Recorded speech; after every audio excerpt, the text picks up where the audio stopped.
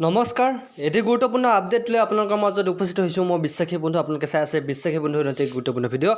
আপোনালোকৰ কমেণ্ট আৰু আজিৰ এই ভিডিঅ' কাৰণ বহুতে সুধি আছিল যে দৰ্পণ পৰ্টেলত যিসকল ষ্টুডেণ্টে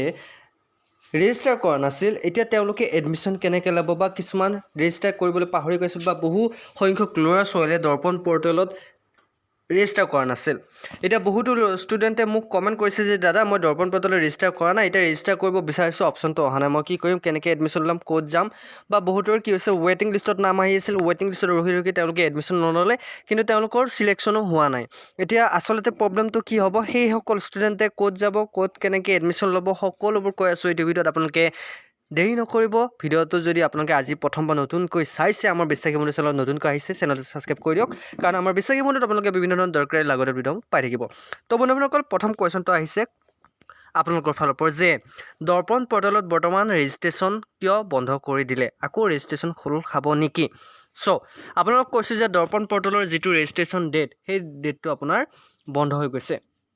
এতিয়া কলেজৰ ফালৰ পৰা তেওঁলোকে মেৰিট লিষ্ট ওলাইছে মেৰিট লিষ্ট মৰ্মে আপোনালোকৰ এডমিশ্যনসমূহ দিয়া হৈছে যিখন স্কুলত যিমান চিট থাকে সেই চিট মতে আপোনালোকৰ এডমিশ্যন দিয়া হৈছে ইয়াতে চাওক ইয়াতে আপোনাৰ দৰ্পণ পৰ্টেলত অকল লগ ইন আছে যিসকল কেণ্ডিডেটে সময় থাকোঁতে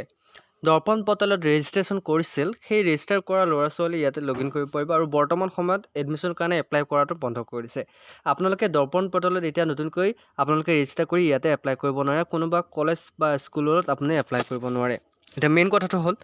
সেইসকল ষ্টুডেণ্টৰ কি হ'ব যিসকলে দৰ্পণ পৰ্টেলত এপ্লাই কৰা নাই বা দৰ্পণ পৰ্টেলত এপ্লাই নকৰি কেনে এডমিশ্যন ল'ম বুলি ভাবি আছে চাওক বন্ধুসকল সকলোৰে কিবা নহয় কিবা এটা অপশ্যন থাকে নিৰাশ হ'ব নালাগে যদি আপোনালোকে দৰ্পণ পৰ্টেলৰ কাৰণে ৰৈ আছিল তেনেহ'লে আপোনালোকে উচিত সময় ব্যৱহাৰ নকৰিলে সেইটো মেইন কথা আপোনালোকে কি কৰিলে আপোনালোকে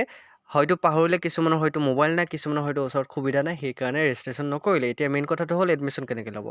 প্ৰতিখন স্কুল বা কলেজত এটা অপশ্যন থাকে অফলাইন প্ৰচেছ আপোনালোকে অনলাইন প্ৰচেছটোত আপোনালোকে যদি নাযায় তেনেহ'লে অফলাইন প্ৰচেছ এটা আছে এতিয়া আপোনালোকে মেইনলি আপোনালোকৰ নিকটৱৰ্তী যিখন স্কুল বা কলেজ আছে তাতে আপোনালোকে গৈ কেনে আপোনালোকৰ এডমিশ্যনৰ ফৰ্ম তেওঁলোকক দিব বা আপোনালোকে এডমিশ্যনৰ কাৰণে প্ৰিন্সিপালক ৰিকুৱেষ্ট কৰিব পাৰে চ' আপোনালোকক যদি তেওঁলোকে চিট খালী আছে বা তেওঁলোকৰ যদি কিবা কৰণীয় আছে আপোনালোকে তাতে এডমিশ্যন ল'ব পাৰে গভৰ্ণমেণ্ট স্কুলত কিন্তু আপোনাৰ পাৰ্চেণ্টেজৰ ওপৰত নিৰ্ভৰ কৰিব ইয়াতে বহুকেইজন ল'ৰা ছোৱালীয়ে এটা কুৱেশ্যন সুধিছে যে দাদা মোৰ পাৰ্চেণ্টেজ কম আছে মোৰ ডিভিজনো কম হৈছে থাৰ্ড ডিভিজনলৈ মই পাছ কৰিছোঁ এতিয়া মোৰ এডমিশ্যন নহ'ব নেকি মই পঢ়িবলৈ সুবিধা নাপাম নেকি চাওক বন্ধুসকল সকলোৰে বাবে সুবিধা আছে সকলোৱে পঢ়িব পাৰিব কিন্তু এটা কথা মনত ৰাখিব বৰ্তমান কম্পিটিশ্যনৰ যুগ এই কম্পিটিশ্যনৰ যুগত কি হৈছে এছাম বুদ্ধিজীৱীয়ে হওক বা এছাম লোকেই হওক শিক্ষাক নিজৰ ব্যৱসায় হিচাপে ল'ব ধৰিছে তাৰ কাৰণে কি হৈছে আৰু এক শ্ৰেণী হৈছে শিক্ষাটো নম্বৰৰ লগত মানে তুলনা কৰা হৈছে এতিয়া যিহেতু শিক্ষা নম্বৰৰ লগত তুলনা কৰা হৈছে আচল শিক্ষাটো হৈছে জ্ঞান মানুহে কি কৰিছে